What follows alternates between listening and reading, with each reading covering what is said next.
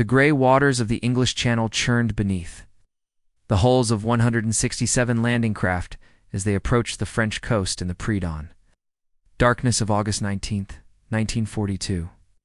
Major General John Hamilton Roberts stood on the bridge of the destroyer HMS Calpe, watching the enemy shoreline emerge from the morning mist like a sleeping giant about to awaken. In just a few hours, this peaceful coastal town of Dieppe would become the graveyard of nearly 1,000 Canadian soldiers. The ambitious operation, codenamed Jubilee, had been months in the planning. Winston Churchill himself had championed the need for a large-scale raid on Nazi-occupied Europe, believing it would demonstrate Allied resolve and gather crucial intelligence about German coastal defenses. The Canadian Second Corps had been training relentlessly in England, eager to prove their worth in battle after years of garrison duty, while their British and Commonwealth allies fought in North Africa and elsewhere. Lieutenant Colonel Cecil Merritt of the South Saskatchewan Regiment checked his watch as his men prepared for the assault on Green Beach. The plan called for a coordinated attack on multiple beaches around Dieppe, with the main force of the Essex Scottish Regiment and Royal Hamilton Light Infantry striking the town's seafront, while flanking forces secured the headlands. Everything depended on surprise and precise timing, but surprise was already slipping away. At 0-3-40-7 hours, the convoy encountered a German coastal patrol. The ensuing firefight lit up the darkness with tracer rounds and muzzle flashes, alerting the entire German garrison to the approaching threat. Captain Heinrich Haas of the German 302nd Infantry Division immediately ordered his men to their battle stations along the concrete fortifications that crowned the cliffs above. DIEPPE. As referenced in Winston Churchill's wartime memoirs. The Prime Minister had insisted that this raid would test the enemy's defenses and our own techniques of assault. The reality unfolding in the Channel that morning would prove far more brutal than any planning session had anticipated. The German defenders, commanded by General Konrad von Kochenhausen, had spent 2 years fortifying the French coast as part of Hitler's Atlantic Wall. Every approach to Dieppe had been studied, measured, and transformed into a killing field. The Canadian forces pressed forward despite the compromised surprise.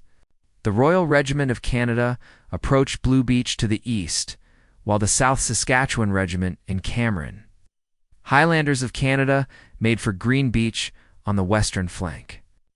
The main assault force, consisting of the Essex Scottish Regiment and Royal Hamilton Light Infantry, aimed directly for the town's central waterfront. Designated as red and white beaches, as the landing craft neared the shore, the German machine guns began their deadly chatter. The MG-42 positions, carefully sited to provide overlapping fields of fire, turned the beaches into a maze of death.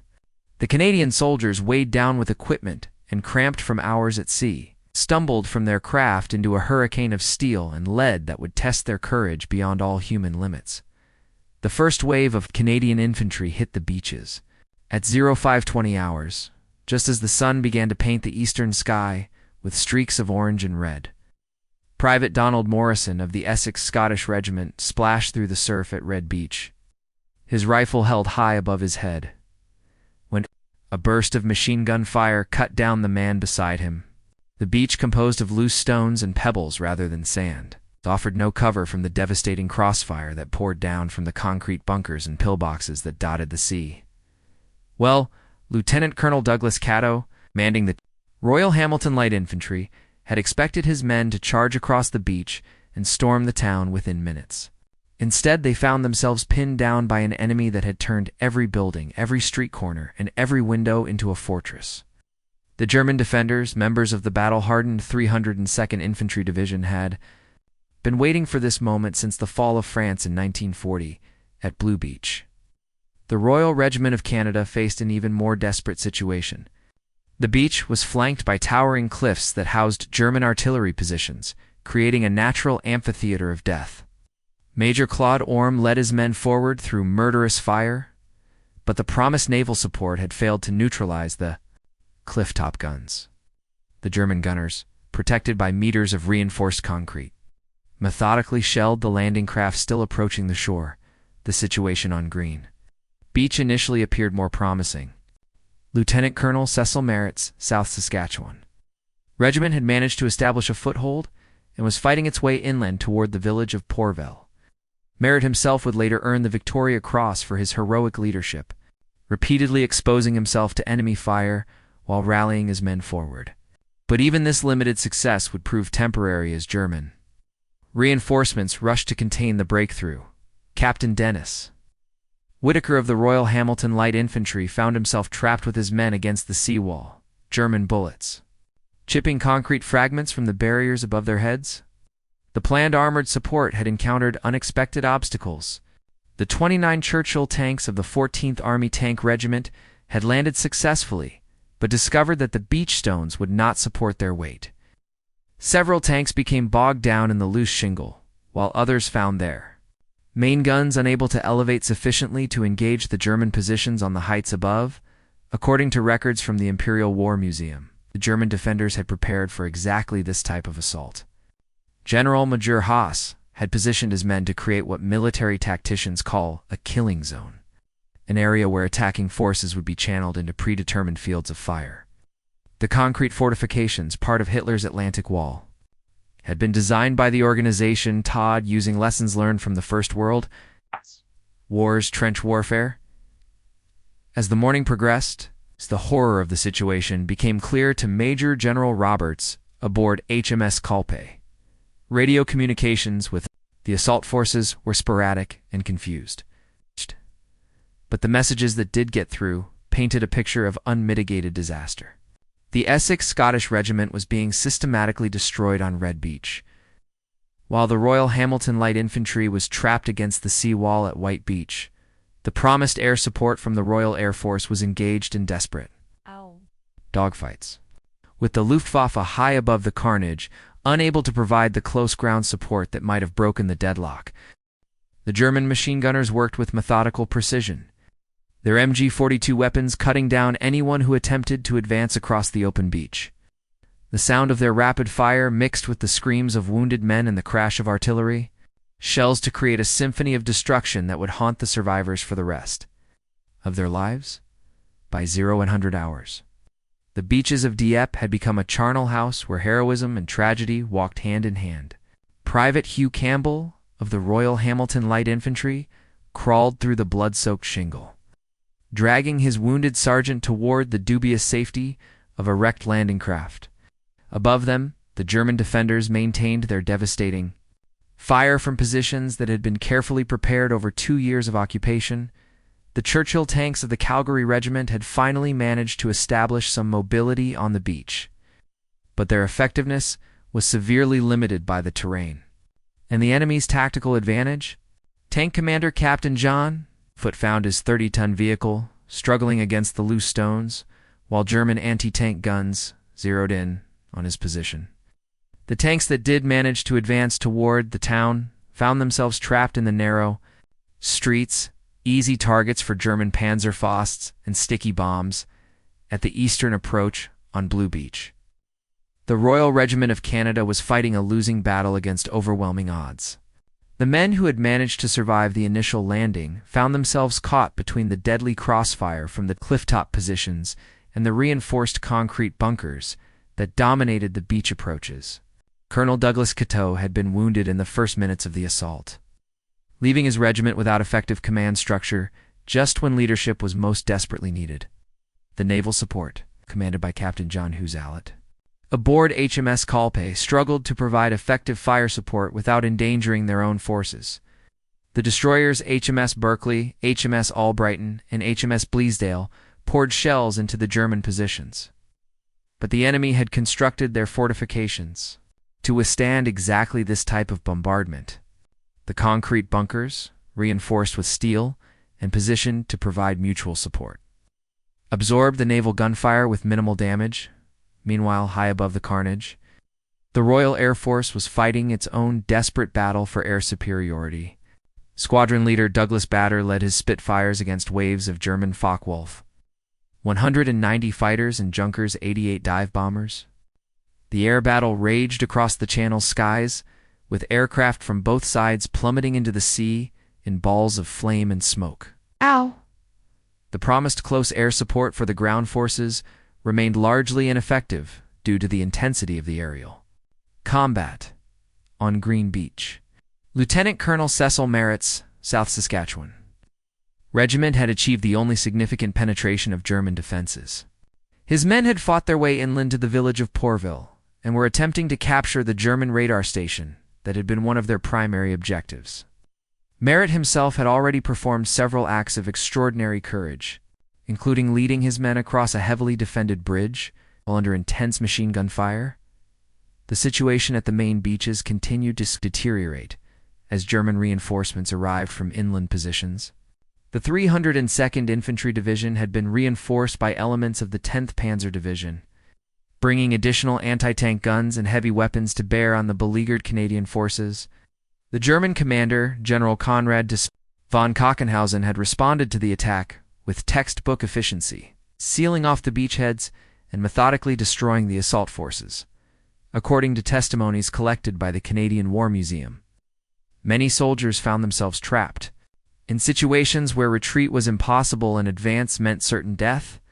The loose shingle beach that had been chosen for the landing proved to be a tactical nightmare, providing no cover while making rapid movement nearly impossible.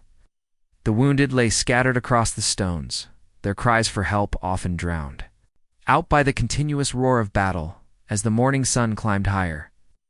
Casting harsh shadows across the battlefield, it became clear that Operation Jubilee had become a catastrophic failure. The Canadian forces were being systematically destroyed on beaches that had been turned into killing fields by 2 years of German preparation and planning. Major General John Hamilton Roberts faced the most agonizing decision of his military career as he stood on the bridge of HMS Culpe, watching the destruction of his forces through binoculars. The radio reports from the beaches painted a picture of unmitigated disaster. Yet the original plan called for reinforcements to be landed at 0700 hours. The question that tormented him was whether to compound the tragedy by sending more men into the maelstrom or to accept defeat and attempt to evacuate the survivors. The Royal Marine Commandos under Lieutenant Colonel Joseph Phillips had been held in reserve aboard their landing craft, waiting for the signal to reinforce the main assault. These highly trained soldiers watched in horror as the landing craft returning from the beaches brought back wounded men whose accounts of the carnage ashore grew more desperate with each passing hour. The commandos knew that their orders would likely send them to their deaths, but military discipline demanded they stand ready to advance when called upon. At 0900 hours, Roberts made the fateful decision to land the reserves. The Fusiliers Montreuil, a French-Canadian regiment commanded by Lieutenant Colonel Dollard Menard, received orders to assault Red Beach in support of the decimated Essex Scottish Regiment. Menard gathered his men and delivered a final address in French, knowing that many of them would not survive the next hour. The landing craft carrying the Montreuil approached the beach through a gauntlet of German fire that had only intensified since the initial assault. The German defenders, now fully alert and reinforced, met the second wave with even more devastating firepower. The machine gun positions that had been temporarily suppressed by naval gunfire had been quickly reoccupied, and additional weapons had been brought forward from reserve positions. Captain Heinrich Haas coordinated his defense with the precision of a veteran officer, directing his men to concentrate their fire on the landing craft before the troops could even reach the beach. The Royal Navy continued its desperate attempts to provide fire support, but the limitations of naval gunfire against heavily fortified positions were becoming painfully apparent. The destroyers HMS Berkeley and HMS Albrighton had exhausted much of their ammunition without achieving any significant reduction in German defensive capabilities. The enemy positions had been constructed to withstand bombardment from the sea, with thick concrete walls and carefully positioned firing ports that minimized exposure to naval guns. According to archives from the Department of National Defense, communication breakdown between the various assault forces contributed significantly to the disaster. Radio equipment waterlogged during the beach landings, confusion about unit positions, and the destruction of command structures all combined to create a situation where coordinated action became impossible. Individual units fought isolated battles, Without knowledge of the overall tactical situation, on Green Beach, the temporary success of the South Saskatchewan Regiment was beginning to unravel as German reinforcements arrived in overwhelming numbers. Lieutenant Colonel Cecil Merritt's men had penetrated furthest inland, but they now found themselves surrounded and cut off from their evacuation routes. The German defenders had regrouped and were methodically closing the trap around the Canadian forces that had advanced beyond the beach. The Luftwaffe continued to contest air superiority above the battlefield, with German dive bombers attacking the naval vessels offshore while fighters engaged the Royal Air Force escorts. The air battle had become a separate conflict entirely, with both sides committing increasingly large numbers of aircraft to the struggle. The promised air support for the ground forces remained largely ineffective due to the intensity of the aerial combat and the difficulty of distinguishing friend from foe in the chaotic battlefield below as the morning wore on. The reality of the situation became undeniable. The Canadian forces were trapped on beaches that offered no cover, facing defenders who had prepared for exactly this type of assault. The Atlantic Wall had proven its effectiveness in the most brutal way possible, and the flower of Canadian youth was being systematically destroyed on the stones of Dieppe. The courage of individual soldiers could not overcome the fundamental flaws in planning and intelligence that had doomed Operation Jubilee from its inception. The final hours of the Dieppe raid witnessed extraordinary acts of courage amid the overwhelming tragedy that had befallen the Canadian forces. Chaplain John Foote of the Royal Hamilton Light Infantry moved among the wounded on White Beach, providing spiritual comfort and medical aid while German bullets whined overhead. His decision to remain with the wounded rather than evacuate with the surviving forces would later earn him the Victoria Cross. But on that terrible morning, he simply saw men who needed help. Lieutenant Colonel Cecil Merritt continued to lead his South Saskatchewan Regiment with inspiring courage, even as their position became increasingly hopeless. His men had achieved the deepest penetration of German defenses, but were now surrounded and running low on ammunition. Merritt himself had been wounded multiple times but refused evacuation. Knowing that his presence was vital to maintaining the morale of his trapped soldiers, his actions at the Pourville Bridge, where he had led charge after charge against German machine gun positions, had become legendary even as the battle raged. The tank crews of the Calgary Regiment fought with desperate determination despite the hopeless tactical situation. Sergeant Ed Bennett's Churchill tank had been immobilized by German anti-tank fire, but he continued to engage enemy positions with his main gun until his ammunition was exhausted. The tanks that remained mobile found themselves trapped in the narrow streets of Dieppe, easy targets for German Panzerfausts and sticky bombs thrown from upper-story windows.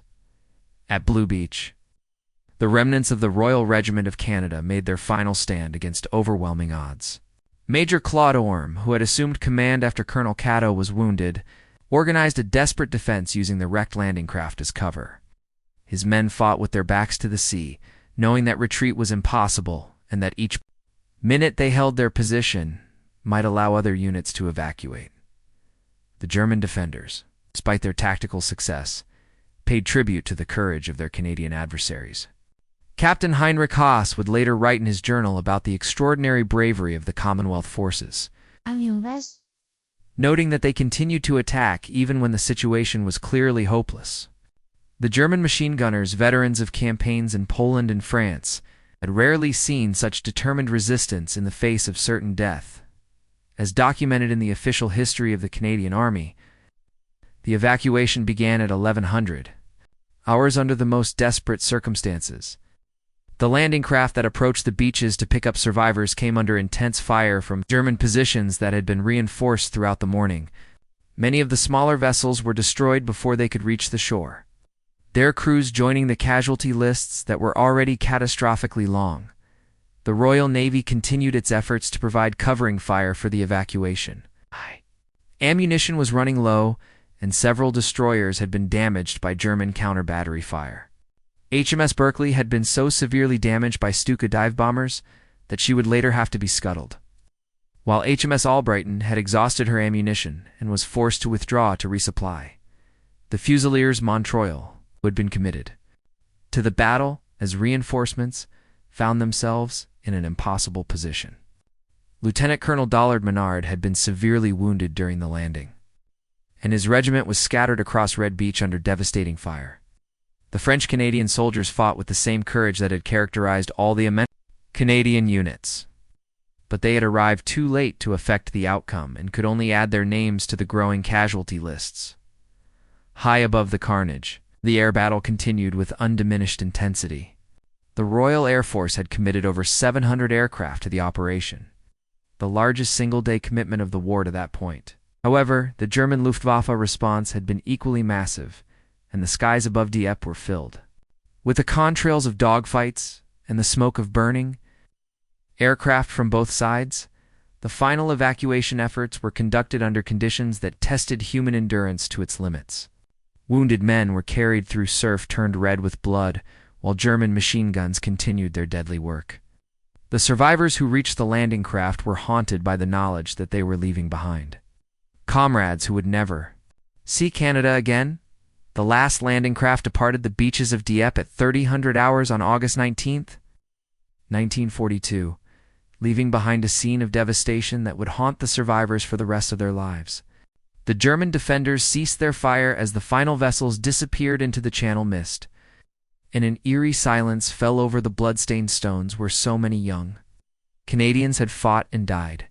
The casualty figures emerging from Operation Jubilee were staggering even by the brutal standards of the Second World War. Of the 4,963 Canadian soldiers who had crossed the Channel that morning, only 2,210 would return to England. 907 men had been killed in action, while 1,946 had been taken prisoner by the Germans. The Essex Scottish Regiment had been virtually annihilated, with only 51 men returning from the 553 who had landed on Red Beach. Major General John Hamilton Roberts returned to HMS Calpe with the weight of the disaster pressing down upon him like a physical burden. The radio messages from the beaches had ceased, replaced by the terrible silence of defeat. The general who had led his men into battle with such confidence 12 hours earlier now faced the agonizing task of accounting for the destruction of an entire division of Canadian soldiers. The German defenders had achieved a complete tactical victory while suffering minimal casualties. The 302nd Infantry Division reported only 311 casualties, including 48 killed in action. The disparity in losses spoke volumes about the effectiveness of the Atlantic Wall fortifications and the German defensive tactics that had been perfected through 2 years of preparation.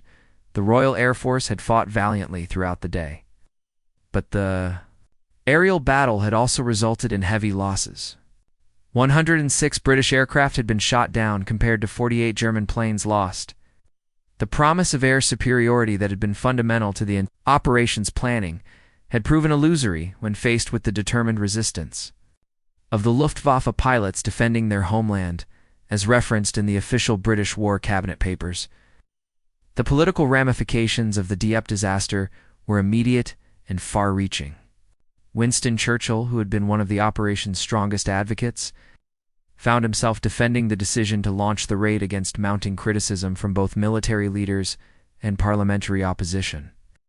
The Prime Minister maintained that the operation had provided valuable intelligence about German defenses, but the cost in human lives made such justifications ring hollow. The captured Canadian soldiers faced an uncertain future as prisoners of war. Many of the wounded men who had been left behind during the evacuation would spend the remainder of the war in German prison camps, their sacrifice largely forgotten by a world that had moved on to other battles. The families in Canada who received the dreaded telegram notifications could only guess at the horror their sons and husbands had endured on the beaches of Dieppe.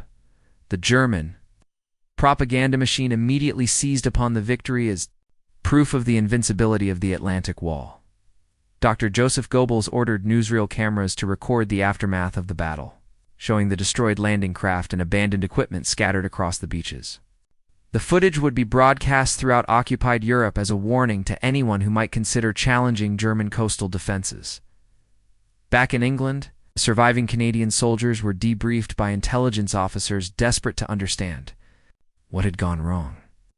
The accounts they provided painted a picture of a military disaster that had been caused by fundamental flaws in planning, inadequate intelligence, and a dangerous underestimation of German defensive capabilities. The lessons learned from these interviews would prove crucial in planning future amphibious operations. The medical facilities in southern England were overwhelmed by the wounded survivors who required immediate treatment.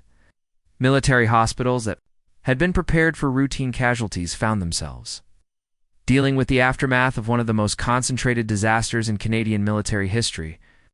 The doctors and nurses who treated the Dieppe survivors would later describe the psychological trauma as being as severe as the physical wounds. The tragedy of Dieppe would cast a long shadow over Allied amphibious planning for the remainder of the war. The lessons learned from this costly failure would influence the preparations for Operation Overlord, the D-Day landings that would finally establish a permanent foothold in Nazi-occupied Europe. 2 years later, the aftermath of the Dieppe raid revealed the complex web of factors that had doomed Operation Jubilee from its inception. In the weeks following the disaster, a series of classified military inquiries attempted to understand how such a catastrophic failure could have occurred despite months of planning and preparation. The conclusions reached by these investigations would reshape Allied military thinking for the remainder of the Second World War. The intelligence failures that had contributed to the disaster were both systematic and profound. British intelligence had significantly underestimated the strength of the German garrison at Dieppe, believing that the 302nd Infantry Division was composed primarily of second-rate troops unsuitable for frontline combat. The reality proved to be dramatically different, as the German defenders demonstrated tactical competence and fighting spirit that exceeded all Allied expectations. The choice of objectives had also been fundamentally flawed. The decision to assault a heavily fortified port rather than seeking a less defended stretch of coastline had been driven more by political considerations than military necessity. The need to demonstrate Allied resolve and capability had overridden the basic military principle of attacking the enemy at his weakest point rather than his strongest. The tactical planning had failed to account for the unique challenges presented by the Dieppe terrain. The stone beaches that had seemed suitable for tank operations and aerial photographs proved to be a nightmare for armored vehicles, while the towering cliffs that dominated the shoreline provided the German defenders with natural fortifications that were nearly impregnable. The planners had also underestimated the time required to neutralize the German defensive positions, assuming that surprise and overwhelming force would compensate for the tactical disadvantages. The coordination between the various Allied services had been inadequate despite extensive joint training exercises. The Royal Navy's inability to provide effective fire support against the concrete fortifications had left the ground forces without the suppressive fire they needed to advance. The Royal Air Force's commitment to the operation had been impressive in scale, but ineffective in execution, with the air battle developing into a separate conflict that provided little direct support to the troops on the beaches. The Canadian forces had fought with extraordinary courage and determination, but individual heroism ISO could not overcome the fundamental flaws in conception and execution that had characterized the operation from its beginning. The Victoria Cross is awarded to Lieutenant Colonel Cecil Merritt and Chaplain John Foote, were a testament to the quality of the men who had been sacrificed in this ill-conceived venture. The German success at Dieppe had been achieved through careful preparation, superior tactical positioning, and the effective use of defensive fortifications. The lessons learned by the German defenders would be applied to strengthening the Atlantic Wall along the entire coastline of occupied Europe. The concrete bunkers and interlocking fields of fire that had proven so effective at Dieppe would be replicated from Norway to the Spanish border. However, the Allied forces also learned crucial lessons from the disaster that would prove invaluable in future operations. The need for overwhelming naval and air support, the importance of achieving complete surprise, and the necessity of attacking lightly defended positions rather than fortified strongpoints would all influence the planning for D-Day. The intelligence requirements for amphibious operations were completely revised based on the failures revealed at WMPP. The human cost of these lessons was measured in the lives of young men who would volunteer to serve their country in its hour of greatest need. The families who received the death notifications could not have understood that their son's sacrifice would contribute to the eventual victory in Europe. But the tactical knowledge purchased with Canadian blood would help ensure that future. Amphibious operations would not repeat the mistakes of August 19, 1940-2. The memory of Dieppe would be preserved in the regimental histories and war memorials that honored the fallen. But the true legacy of the raid lay in the hard-won wisdom that would guide Allied planners in the campaigns that ultimately led to victory. The beaches of Normandy would witness the successful application of lessons learned at the cost of so many Canadian lives, proving that their sacrifice had not been in vain.